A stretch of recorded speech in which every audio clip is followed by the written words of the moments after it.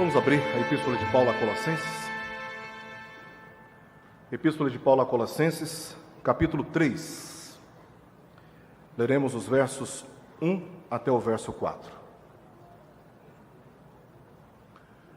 Epístola de Paulo a Colossenses, capítulo 3, versos 1 ao verso 4. A palavra de Deus diz assim: Portanto, se fostes ressuscitados juntamente com Cristo, buscai as coisas lá do alto onde Cristo vive, assentado à destra de Deus. Pensai nas coisas lá do alto, não nas que são aqui da terra. Porque morrestes, e a vossa vida está oculta juntamente com Cristo em Deus. Quando Cristo, que é a nossa vida, se manifestar, então vós também sereis manifestados com Ele em glória. Meus irmãos, chegamos ao final de mais um ano. E para muitos, esta ocasião é uma ocasião para digerir ou ingerir bebidas alcoólicas sem limites. As pessoas aproveitam o momento para se embriagar, beber até literalmente cair. Outros usam este momento para praticar toda forma de promiscuidade sexual. Sem contar aqueles que dedicam as suas ofertas, as suas oferendas, fazem os seus votos e venerações a seus deuses.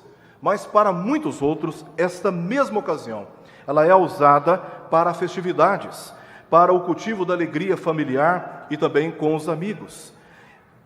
Por que não poderíamos dizer que este momento também é um dia de introspecção, um dia de melancolia, um dia para a solidão de muitos, que neste momento não têm a oportunidade de cultivar ou de vivenciar a comunhão que estamos vivenciando neste momento, todos nós aqui reunidos. Esse é um dia para se lembrar dos pobres para muitos e fazer doações. Muitos usam este momento como uma oportunidade para especular o futuro. Tentam, de alguma maneira, entender como será o próximo ano. E com base naquilo que se especula sobre o dia de amanhã, fazem os seus planos. E assim, revisam e renovam os seus votos e seus planos, quando também outros aproveitam este momento para consagrar as suas vidas através da oração. É o que nós estamos fazendo aqui hoje. Nós entendemos que o nosso caminhar e a nossa vida dependem completamente da graça de Deus. E por isso nos reunimos, prestamos culto a Deus, oferecemos as nossas ações de graças, mas também oramos, suplicando ao Senhor pelas suas misericórdias e pela sua sabedoria. Em face de todas essas experiências vividas numa ocasião como esta, alguns ignoram friamente o significado simbólico do último dia do ano como um marcador de tempo, o reduzindo a uma mera tradição mística e pagã. Apenas por isso. E então, compreendendo o último dia do ano assim, simplesmente ignoram esse dia e o tratam como um dia qualquer. A verdade é que essa data, ela mexe com as pessoas em todo o mundo. E cada um acaba reagindo de uma maneira ou outra, porque percebem que o tempo está passando e que a vida está cada vez mais limitada. O tempo passou e ele não pode ser recuperado. O que podemos fazer agora é extrair lições das experiências vividas no passado e, de alguma maneira, assim, alinhar os nossos passos, ajustar as nossas expectativas, para que aproveitemos melhor os dias que ainda nos restam. No fundo, todos nós sabemos que um dia não passará de um ano para o outro, mas de uma vida para outra, e esta vida será irreversível. E só de pensar nisso, a ansiedade já se apresenta. Quantos de nós aqui já não paramos para pensar, em especial em momentos como estes, e chegamos à conclusão que a nossa vida está mais limitada e que em breve teremos que prestar contas diante do Criador. Só de pensar nisso, alguns já sofrem uma certa ansiedade, por consciência de coisas que ainda não resolveram e sabem que precisam resolver. Mas o fato é que essa data mexe com todos nós em face do tempo que está passando. Não foi sem motivo que Moisés suplicou a Deus no Salmo de número 90, verso 12, ensina-nos a contar nossos dias para que alcancemos coração sábio. Moisés tinha compreendido que esta vida terrena, ela é passageira. Ela passa muito rapidamente. Então pediu por sabedoria, para que ele pudesse viver preparado para a eternidade, mais preparado para as experiências terrenas. A súplica de Moisés é que ele fosse preparado para viver a eternidade na presença de Deus. E o texto que nós lemos nos ensina a contar os nossos dias, no sentido de viver neste mundo com um foco certo, para não desperdiçarmos um dia sequer, escravizando nossos anseios por aquilo que é frívolo, por aquilo que é fútil, por aquilo que é superficial. Talvez, ou com certeza, neste momento, muitos estão em busca de uma palavra que embriague as suas mentes com expectativas superlativas, com expectativas especulativas. E o nosso intuito, ao lermos esta passagem e a expormos, é de mostrar, meus amados irmãos, como a vida, ela pode ser vivida com significado olhando para o foco certo, e o foco certo é a pessoa do Senhor Jesus Cristo. Lendo o texto, você observa que praticamente em quase todos os versos, o apóstolo Paulo está enfatizando Cristo, Cristo, Cristo, Cristo. Porque sem Cristo, a vida perde completamente o seu sentido, e por que não dizer o seu significado. Desde o capítulo 1, o apóstolo Paulo está enfatizando a pessoa de Cristo. Inicialmente, no capítulo 1, ele declara a preeminência de Cristo. Aí, quando nós entramos no capítulo 2, ele faz uma defesa da preeminência de Cristo contra as doutrinas enganosas, contra o legalismo religioso e contra o falso moralismo, mostrando como, tendo Cristo em mente, como o nosso alvo, olhando para Cristo como aquele que é sublime em relação à nossa vida, como todas essas falsas doutrinas, essas falsas expectativas, esses legalismos religiosos, esse falso moralismo que se prega hoje em nossos dias, como tudo isso vai à terra, vai ao chão, e a nossa vida acaba recebendo contornos muito mais significativos do que se nós não estivéssemos pensando exatamente neste foco que o apóstolo Paulo estabelece, que é a pessoa de Cristo. Assim, Paulo destaca a preeminência de Cristo na igreja, para em seguida, nos capítulos 3 e capítulo 4, instruir a submissão da igreja a Cristo. Então, primeiramente, ele mostra a exaltação de Cristo nos capítulos 1 e 2, para no capítulo 3 e 4, instruir a igreja sobre como viver submissa à autoridade do Senhor Jesus. Notemos que o final do capítulo 2 e o início do capítulo 3 estão intimamente relacionados. Veja o que diz o texto, por exemplo, no verso 20 do capítulo 2. O apóstolo Paulo disse: se morrermos com Cristo para os rudimentos do mundo, porque, como se vivêssemos no mundo, vos sujeitais às ordenanças. Aí, quando nós entramos no capítulo 3, verso 1, ele diz: portanto, se fostes ressuscitados juntamente com Cristo. Ele fala sobre a morte com Cristo, para depois falar sobre a ressurreição de Cristo. E desta maneira, o apóstolo Paulo faz uma liga entre a primeira parte, em que ele exalta a pessoa de Cristo, com a segunda parte, em que ele mostra como a igreja deve se comportar diante dessa exaltação. E a liga que o apóstolo Paulo usa aqui, está clara, é sobre a união com Cristo, na sua morte e na sua ressurreição. É isso que faz toda a diferença na nossa vida, em face das mais variadas experiências que a vida terrena nos reserva. Portanto, Paulo ensinou que, se quisermos viver de modo significativo, é de vital importância termos uma visão correta sobre a vida e a sua mais importante finalidade. Por que nós estamos aqui? Por que nós estamos vivendo? Qual foi a finalidade de termos vivido tudo o que vivemos neste ano de 2023? E qual é a finalidade de vivermos mais um ano?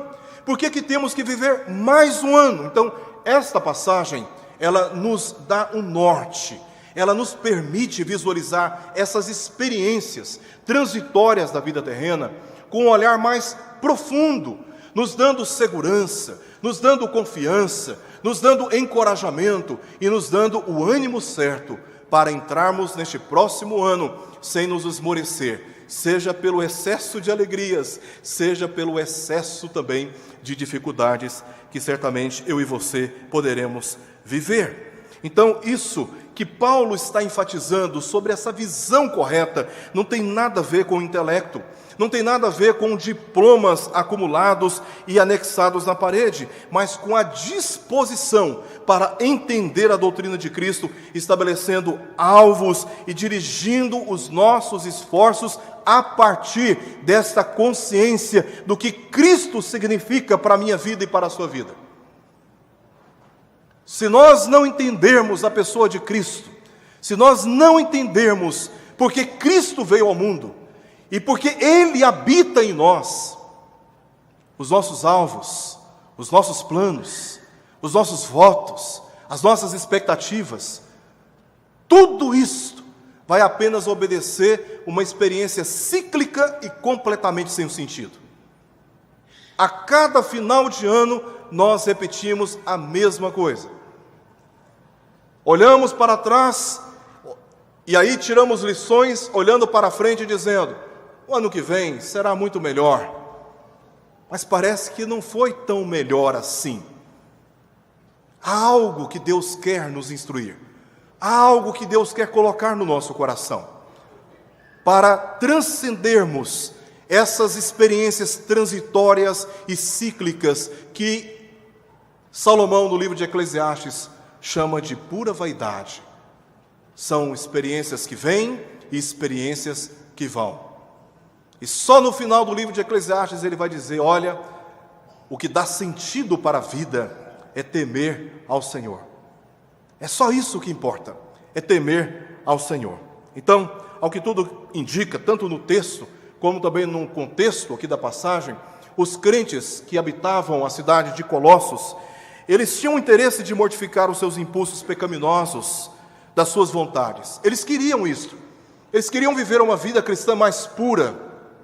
Eles queriam crescer na fé, eles queriam se afastar daquilo que desagrada a Deus, daquilo que na consciência deles, eles tinham plena convicção de que era pecaminoso e ofensivo na presença do Senhor. Eles queriam crescer assim em santidade, em obediência a Deus. Contudo, eles estavam recebendo influências de heresias dos seus dias, estavam usando a estratégia de pensamentos equivocados e como consequência, como resultado, eles estavam sendo frustrados. Olha o que o apóstolo Paulo diz no verso 23 do capítulo 2. Último verso do capítulo 2. Olha o que Paulo diz: tais coisas, depois que ele fala sobre esse legalismo, não manuseis isso, não proveis aquilo, não toqueis aquilo outro, segundo os preceitos e doutrinas dos homens, aí no verso 23 ele diz: tais coisas com efeito, têm aparência de sabedoria, como culto de si mesmo e de falsa humildade e de rigor ascético, todavia não tem valor algum contra a sensualidade. São formas de piedade, são ritos de piedade, são rotinas de piedade, mas ao mesmo tempo eles não estavam alcançando o alvo, porque estavam sendo influenciados por falsas doutrinas e por falsos mestres. Então foi necessário, neste ponto, instruir a igreja contra as falsas doutrinas e contra as falsas filosofias do mundo, para que fosse preservada na sua sincera relação com Cristo. Cristo é a coluna, Cristo é o fundamento, Cristo é o norte que nós temos na nossa vida. Se a nossa visão de Cristo for ofuscada, meus amados irmãos, tudo que poderemos viver no próximo ano são distrações. E no final nós vamos olhar para trás e dizer: perdi mais um ano da minha vida. Vamos lembrar de Salomão? Salomão foi considerado um rei muito especial, tendo encerrado de forma trágica o seu reinado, o reinado de Saul.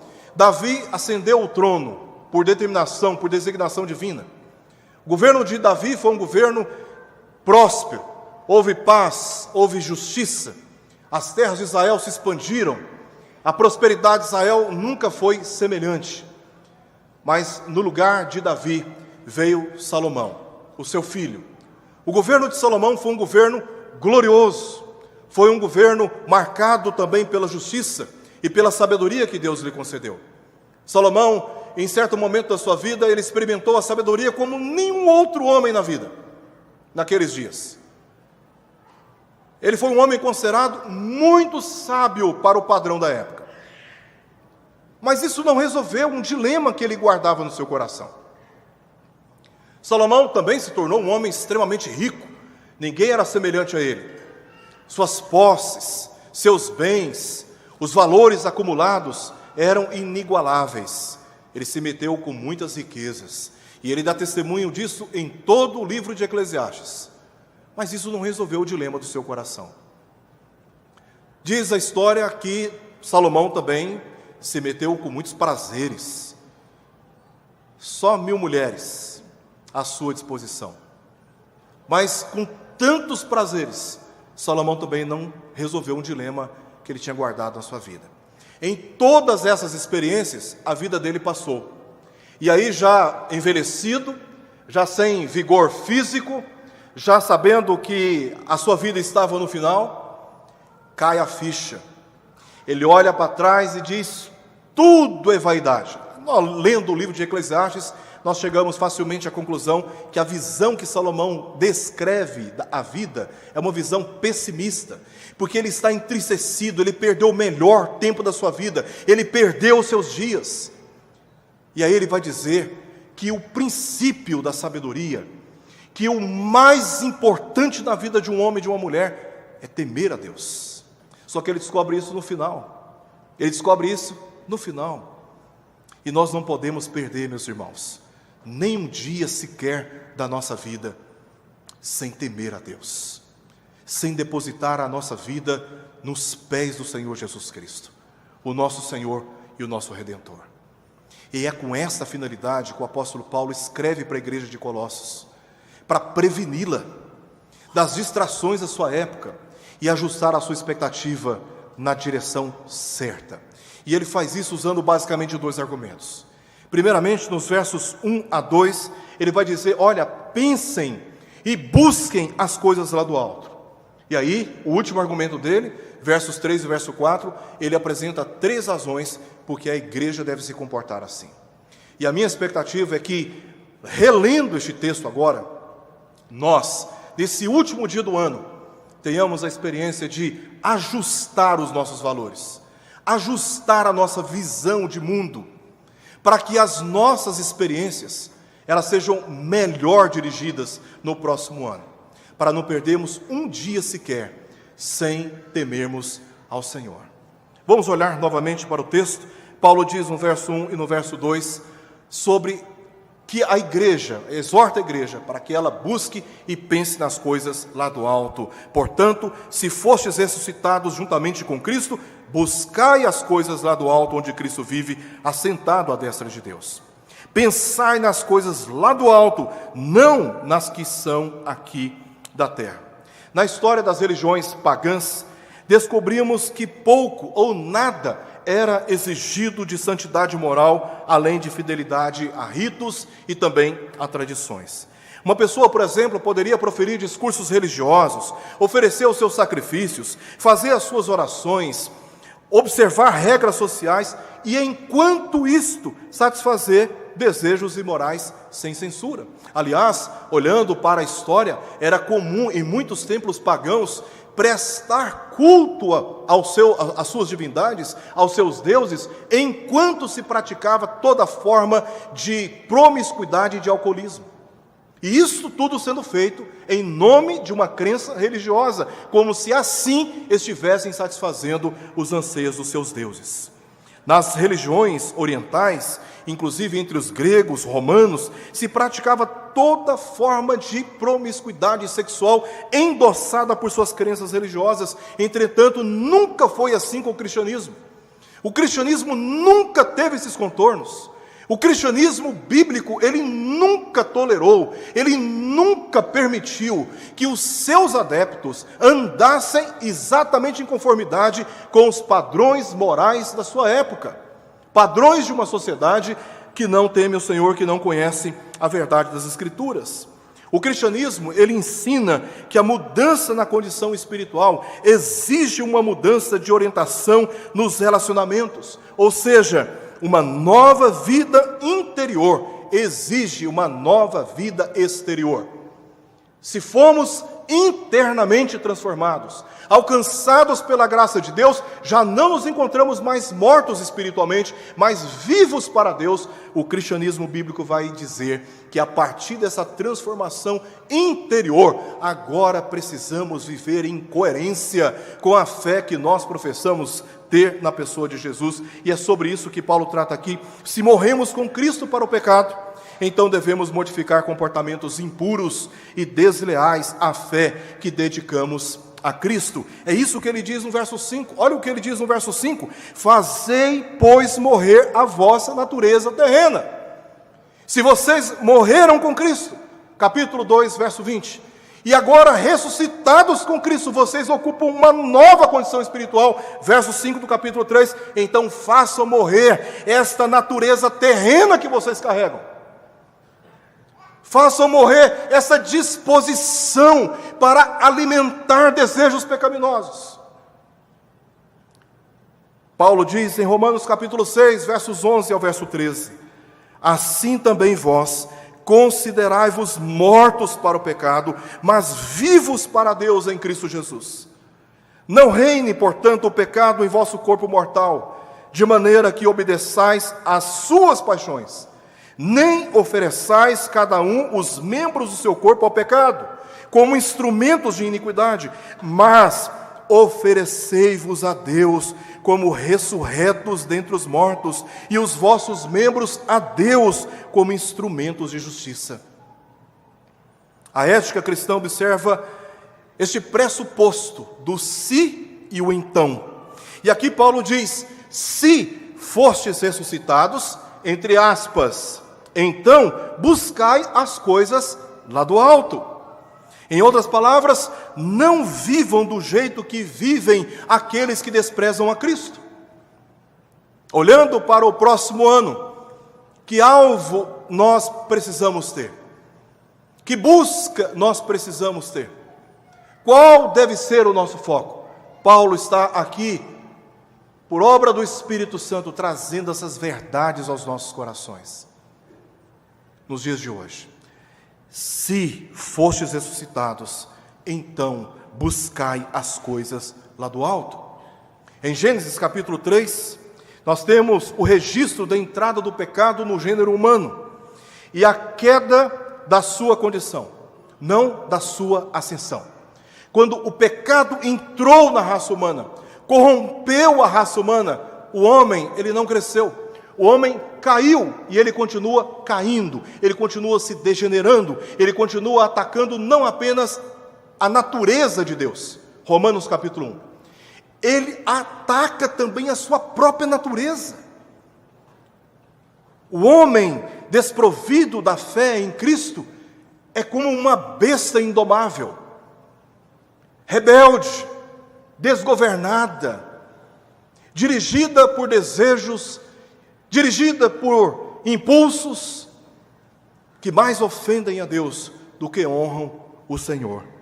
O pecado rebaixa os padrões morais do homem, mas Cristo é quem eleva a uma nova vida. Paulo destaca o fator primordial que revela a união do crente com Cristo, o qual posiciona o crente acima dos padrões deste mundo. Então o cristianismo traz essa instrução. Primeiro, a busca pelo padrão ético do reino de Cristo. É isso que nós mais precisamos, buscar o padrão ético do reino de Cristo. Ele disse aí no texto, verso 1 do capítulo 3, buscai as coisas lá do alto. Onde, irmãos? Onde Cristo vive. Este é o padrão ético que a igreja deve contemplar. Que a igreja deve, portanto, buscar o padrão ético do reino de Cristo. O crente deve se interessar pelas coisas lá do alto onde Cristo está exaltado.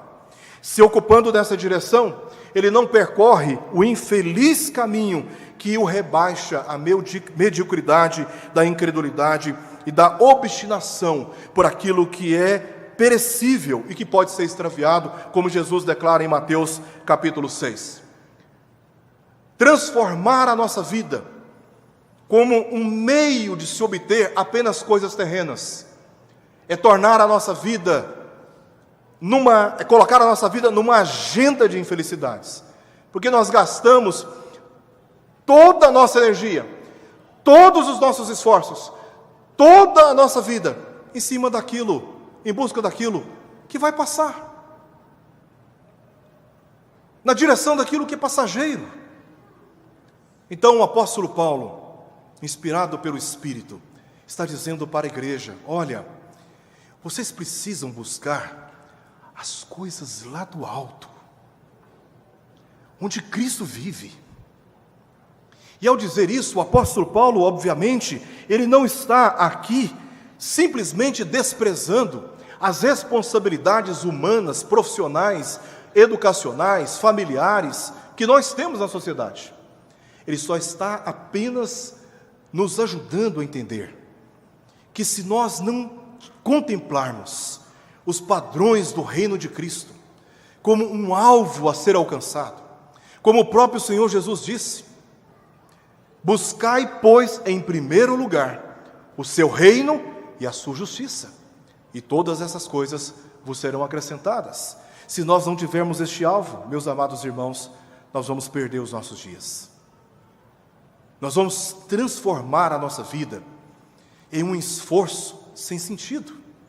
E aí não vai ser difícil para nós, em momentos de aniversário, em momentos de encerramento de um ano, em momentos de confraternizações, mesmo cercado por tantas pessoas, nos sentir extremamente infelizes, porque a vida parece não ter nenhum sentido. Então Paulo está dizendo: buscai as coisas lá do alto. Portanto, sua vida, assim, ela será dominada pelos elevados valores e padrões morais inspirados pelo reino e pela justiça de Deus. Em segundo lugar, o apóstolo Paulo diz: olha, além de buscar as coisas lá do alto, vocês precisam também ter o foco no reino de Cristo. Além de buscar o padrão ético do reino de Cristo, vocês precisam manter o foco no reino de Cristo.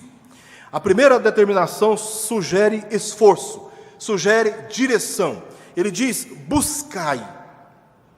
Enquanto a segunda sugere concentração, foco. Por isso ele diz, agora no verso 2, pensai nas coisas lá do alto, não nas que são aqui da terra.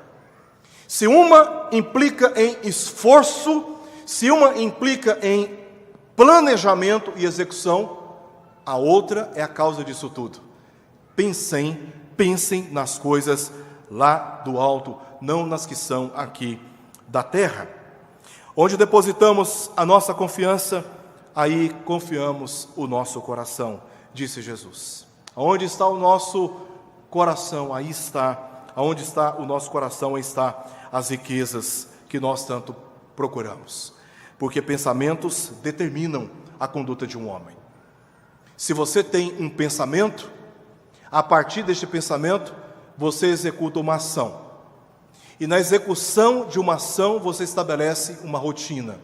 E no estabelecimento de uma rotina, você estabelece o seu destino. Paulo disse em Romanos capítulo 12, transformai-vos pela renovação da vossa mente.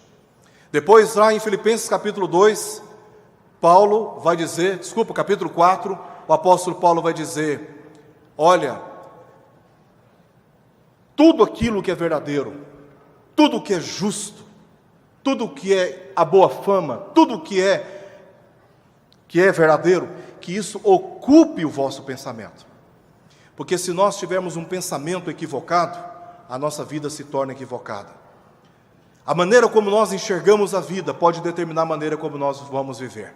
Então Paulo está dizendo: olha, vocês precisam ter um pensamento, uma visão de mundo, baseada em coisas excelentes, baseada em coisas sublimes. Por isso, elevem o foco de vocês, pensem nas coisas lá do alto. Se o crente mantiver seus pensamentos focados no reino de Deus e na sua justiça, não será atormentado pelas ansiedades da vida terrena. Você pode conquistar, você pode também perder, e ainda assim manter a sua paz com o Senhor. Mas quando nós estamos com os nossos pensamentos totalmente voltados para as coisas dessa terra, se nós temos, dependemos daquilo que temos. Se nós não temos, amarguramos porque não temos aquilo que achamos que precisamos ter. E a vida passa a ser essa luta de ansiedade para obter, e quando nós obtemos, nós sofremos ansiedade agora pelo medo de perder. E quando perdemos, entramos em desespero, porque aprendemos que pelo ter nós somos, e não o contrário. Foi isso que Satanás disse para a mulher no jardim do Éden. Deus disse: sede fecundos, multiplicai-vos. Verbo ser, depois o verbo fazer. Para fazer, antes tinha que ser. O que a serpente disse para a mulher? Se você tomar do fruto e comer, ou seja, se você agir, se você fizer, então como Deus você será. E desde então nasce a doutrina das obras, tentando nos ensinar que pelo fazer nós nos tornamos. E o homem transformou a sua vida em uma busca desenfreada, frenética, para obter as coisas deste mundo, em busca de afirmar quem ele é, quando em Cristo ele já é. E tendo ou não tendo as coisas deste mundo, ele já é. É isso que o salmista diz no Salmo 23, o Senhor é o meu pastor, nada me faltará, porque tendo o Senhor, nós não temos necessidade de nenhuma outra coisa, porque Ele é a fonte de toda a nossa provisão. Jesus disse para os discípulos sobre a preocupação sobre com o que beber, vestir e comer, e Ele diz: quem tem essas preocupações são os gentios. Jesus não está dizendo que o homem não tem que ter preocupação em trabalhar, obter legitimamente o seu sustento e a partir dele suprir as necessidades da sua casa. Jesus não está falando sobre isso. Jesus está falando de algo mais profundo. É quando nós fazemos disto o ídolo do nosso coração. A busca para obter coisas, e esse coração insaciável nunca nos deixa em paz. Jesus está dizendo: são os gentios que vivem assim. Vocês precisam confiar em Deus. Por isso o busquem em primeiro lugar, e todas essas coisas serão acrescentadas, porque tendo o Senhor, nós temos tudo. E é por isso que Paulo está dizendo: elevem o foco de vocês, elevem a mentalidade de vocês sobre a vida. Se vocês colocarem o foco de vocês no reino de Cristo, se a ética de vocês a partir disso for moldada pelos padrões do reino de Cristo, então vocês estarão preparados para enfrentar não apenas o próximo ano, mas muitos e muitos e muitos anos, experimentando de uma perene paz que só o Senhor pode dar àqueles que o buscam. Então, a ordem de Paulo foi no sentido de que o crente que foi espiritualmente ressuscitado em Cristo deve concentrar os olhos fixos no caminho da eternidade, não naquele caminho que é passageiro. A vida vai passando. Essa semana mesmo, conversando com a minha esposa, eu me considero, não riem, eu me considero muito jovem. Apesar da minha barba estar me confrontando, mas eu me considero muito jovem. Eu tenho 13 anos, irmãos. Eu tenho 48 anos, brincadeira. Tenho 48 anos. E eu estou começando a experimentar algo que eu sempre ouvi falar, mas agora está se tornando mais particular para mim. Parece que esse apego a coisas materiais não faz o menor sentido. Nós precisamos, e vamos buscar, vamos nos esforçar nessa direção, mas irmãos, parece que esse anseio de querer ter coisas, é um celular, é uma roupa não sei o quê, é um sapato, sujou um pouquinho, já tem que jogar fora, adquirir outro, aí você abre o guarda-roupa, tem lá 10 pares de sapato, tem lá 200 relógios, você tem lá 20 cordões de ouro para colocar no pescoço. Parece que chega um momento na vida que a gente olha e fala: gente, eu gastei dinheiro demais com coisas vãs. Com coisas vãs. Eu já contei essa experiência, eu não sei se aqui no púlpito, na sala de escola dominical já, quando eu vivi nos Estados Unidos, eu adquiri lá uma paixão por relógios, e comecei a adquirir relógios. e fui adquirindo relógios. E eu adquiri um que era a minha paixão particular. Quando eu voltei para o Brasil, eu nunca usei o relógio. Quando eu voltei para o Brasil, eu mantinha guardado, e eu, vez por outra, abria aquela caixa, olhava, admirava, e meu coração estava muito preso àquele relógio, porque eu admirava tanto, eu me apeguei tanto àquele relógio, que eu não me sentia digno de usar o relógio. Então eu mantinha o relógio guardado. E aí nós estávamos dirigindo uma escola preparatória de líderes para o trabalho missionário, e aí um dia o professor estava lecionando aulas, e eu estava acompanhando, e tive um momento ali com Deus, um particular com Deus, como que Deus dizendo para mim: quando chegar em casa você vai pegar o seu relógio e você vai dar para essa pessoa. Eu não acreditei que aquilo era a voz de Deus no meu coração. Eu não pensei que aquilo era a voz de Deus no meu coração. Meus irmãos, eu comecei a ficar perturbado dia a dia. Uma inquietação começou a queimar o meu coração, como que reafirmando para mim todos os dias: você vai pegar este relógio e você vai dar para esta pessoa. Aquilo foi crescendo tanto na minha consciência, me perturbou tanto, que eu não tive outra alternativa senão confrontar o meu coração, pegar aquele relógio e dar para aquela pessoa que no meu coração já tinha sido indicado. Quando eu fui dar aquele relógio, meus irmãos, eu que não sou uma pessoa de chorar, eu choro, como se diz aí os espartanos, eu choro por dentro. Mas quando eu dei o relógio para aquele irmão, eu senti uma vontade de chorar.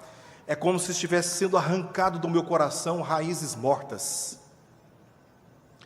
Desde então eu entendi que eu não preciso ter muitos relógios, eu só preciso de um. Eu não preciso ter muitas coisas, eu preciso só do necessário para viver dignamente com a minha família. E se nós não elevarmos a nossa visão de mundo, se nós não elevarmos o nosso padrão ético em relação à sociedade aí fora, que não teme a Deus, meus irmãos, nós vamos gastar o melhor da nossa vida. Quando nós mais temos energia para servir a Deus, para nos consagrar às orações, ao estudo da palavra, ao trabalho missionário, a socorrer irmãos que estão padecendo enfermidades, nós vamos gastar o mais precioso dessa vida, que é servir a Deus, por uma distração, por um apego a coisas que vão passar. Por isso Paulo está dizendo: olha, vocês precisam buscar as coisas lá do alto, e vocês precisam pensar nas coisas lá do alto, não nas coisas que são aqui da terra. E enquanto você coloca a sua esperança nesta vida, você está tristemente determinando dias de infelicidade. Sabe o que vai acontecer no final? Você vai ter a mesma experiência de Salomão, olhar para trás e dizer: como eu corri atrás do vento, como eu corri atrás daquilo que é vaidade, aquilo que é fútil, superficial. Eu perdi o melhor tempo da minha vida, eu poderia ter dedicado melhor a minha vida no temor do Senhor, e eu fiquei correndo atrás de coisas que são passageiras. Por isso Paulo está dizendo, por inspiração divina: busquem as coisas lá do alto, meus irmãos. Busquemos as coisas lá do alto, onde Cristo vive. Pensemos nas coisas lá do alto, não nas que são aqui da terra. Paulo, ele não recomendou uma nova versão de rigor ascético, de vivermos afastados da realidade humana, que antes havia condenado no capítulo 2, verso 23, mas esclareceu que a vida do crente neste mundo será melhor, se ela for vivida por um poder além deste mundo, pelo poder do Cristo ressurreto, ascendido e também glorificado.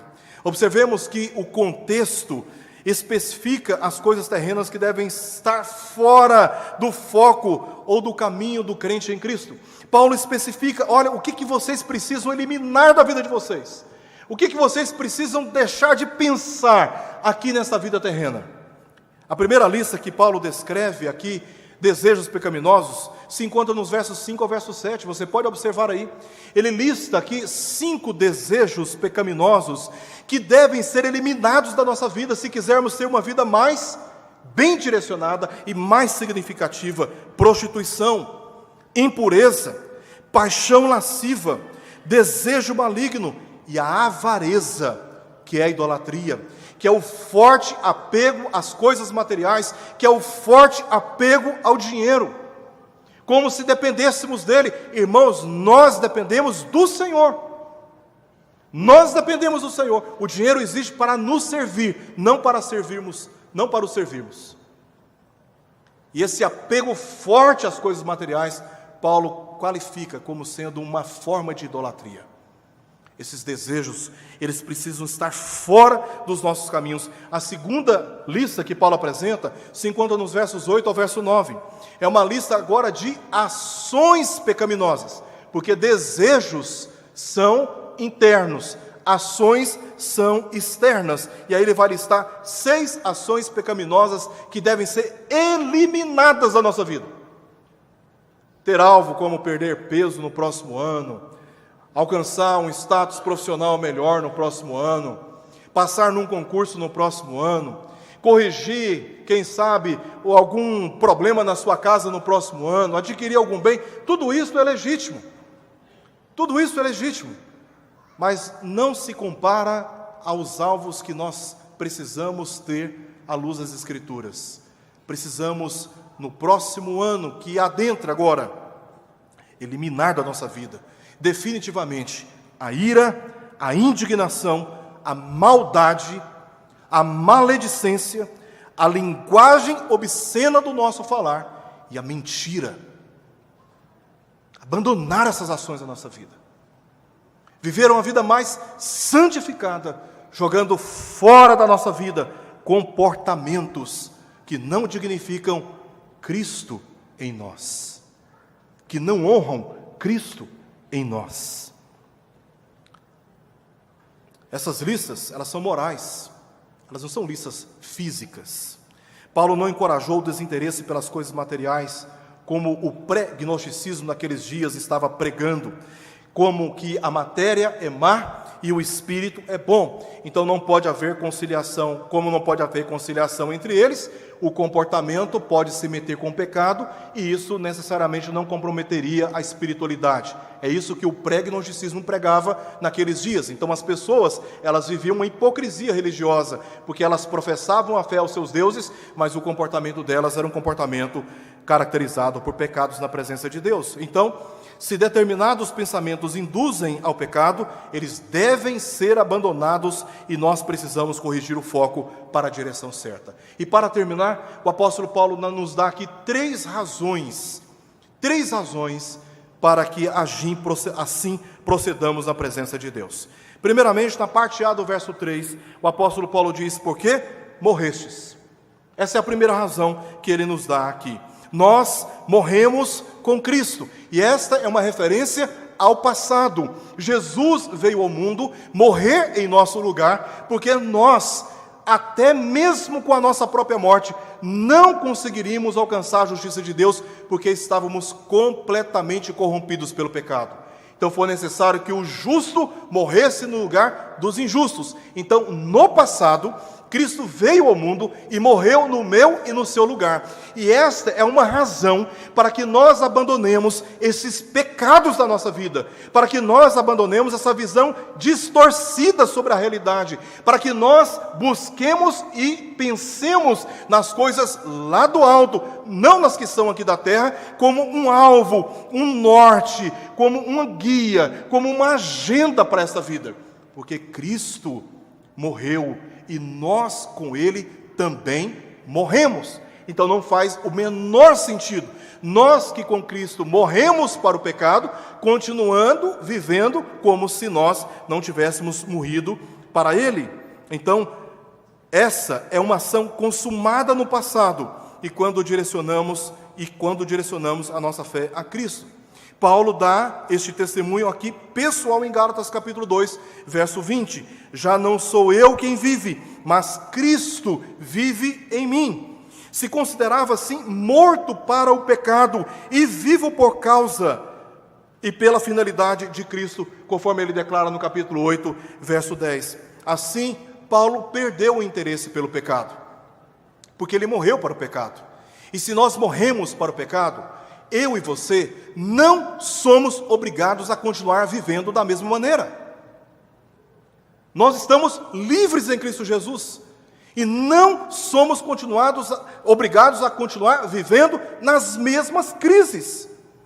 Nas mesmas crises pessoais, nas mesmas crises conjugais, nas mesmas crises familiares, nas mesmas crises financeiras. Nós não somos escravizados mais pelo pecado. Nós para ele morremos e em Cristo obtemos sabedoria para nos livrar. E é Deus quem nos dá forças para vivermos assim. É Deus quem nos dá sabedoria para vivermos assim. Nós podemos sim buscar as coisas lá do alto e pensar nas coisas lá do alto, vivendo um padrão mais elevado do que o padrão moral dessa sociedade. Porque Cristo morreu por nós. E em Cristo nós temos à nossa disposição todo o poder para vivermos em novidade de vida. Em segunda razão que ele apresenta aqui, agora no tempo presente, é porque a nossa vida está oculta com Cristo, é o que ele diz ainda no verso 3. E a vossa vida está oculta juntamente com Cristo em Deus. Paulo repetiu essas afirmações, ele já tinha dito essas afirmações antes, aqui no capítulo 2, verso 20, e no capítulo 3, verso 1, para fixar o ensino na memória dos seus destinatários e não deixar nenhuma dúvida no coração da igreja. E o que significa ter a nossa vida oculta em Cristo? Primeiramente, Paulo está se referindo aqui a uma segurança, a uma proteção. A nossa vida está oculta em Cristo, em Deus, por aquele que está sentado à destra do Senhor. A nossa vida está oculta no sentido de estar protegida, estar segura. Também ela está mantida pela fonte de vida. Quando o crente morre fisicamente, seu corpo ele é sepultado e escondido. E a sua vida é levada à presença de Deus, onde é mantida por Ele, segundo os méritos da obra expiatória de Cristo. Então, a nossa vida está oculta em Cristo. A nossa vida está guardada na presença do Senhor. A morte de Cristo resultou em colocar-nos hoje na presença do Senhor, presente. Mas Paulo faz referência agora, no verso 4, a uma terceira razão, porque seremos manifestados com Ele. Esse é o projeto de vida que Deus reservou para mim e reservou para você. Paulo diz, quando Cristo, que é a nossa vida, se manifestar, então vós também sereis manifestados com Ele em glória. Nós morremos com Cristo, fomos representados em Cristo na sua morte expiatória. Por causa disso, hoje estamos na presença de Deus e esta vida está segura, está protegida. E qual é a agenda que Deus estabeleceu para nós? É que quando Cristo se manifestar, nós também seremos manifestados com Ele. Cristo morreu, Cristo ressuscitou, Cristo ascendeu ao céu e um dia voltará. Nesse dia, todos os crentes que terão morrido fisicamente terão seus corpos ressuscitados e transformados à semelhança do de Cristo. Paulo trata a manifestação de Cristo aqui em dois aspectos. Primeiro, Cristo em nós. Olha o que Paulo diz no capítulo 1, verso 26. Confira comigo, por favor. Capítulo 1, verso 26 e o verso 27. Ele diz assim: o mistério que estivera oculto dos séculos e das gerações, agora, todavia, se manifestou aos seus santos, aos quais Deus quis dar a conhecer qual seja a riqueza da glória deste mistério entre os gentios, isto é, Cristo em vós, a esperança da glória. Então, Paulo está se referindo aqui à manifestação de Cristo em dois aspectos. Primeiro, Cristo em nós, presente, mas também Cristo para nós. É o que ele faz referência aqui no verso 4. No verso 4, quando Cristo se manifestar, ou seja, Ele virá nos buscar. E nesse dia, nós seremos manifestados com Ele, no sentido de que a nossa vida será transformada e seremos livrados definitivamente das tentações da nossa carne e do mundo que nos cerca. Há uma esperança que nos aguarda no dia de amanhã. E esta é uma terceira razão que Paulo dá para vivermos a vida num padrão mais excelente do que aquele que nós verificamos entre os que não temem a Deus. É porque um dia seremos semelhantes ao Filho de Deus e estaremos na presença do Senhor. Estamos caminhando rumo a esta esperança. e ela é a esperança de todo crente, o dia da sua completa salvação espiritual, que já foi consumada, nossa condição espiritual foi alterada, mas também fisicamente, depois da nossa morte, nosso corpo é depositado no sepulcro e volta à terra, mas no dia de Cristo, fisicamente, nós seremos restaurados. E esta é uma evidência da nossa união com Cristo pela fé, não apenas na sua morte, como Paulo declara aqui no verso 1, mas também na sua ressurreição. Assim, quando Ele se manifestar, também seremos manifestados com Ele.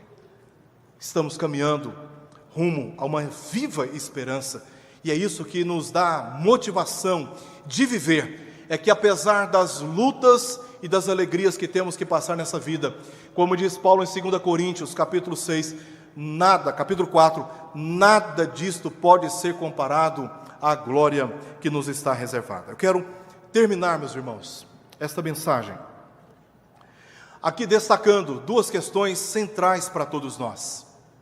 Primeiramente, Cristo deve estar no foco da nossa vida, em todos os dias da nossa vida, não apenas no último dia do ano, mas em todos os dias da nossa vida.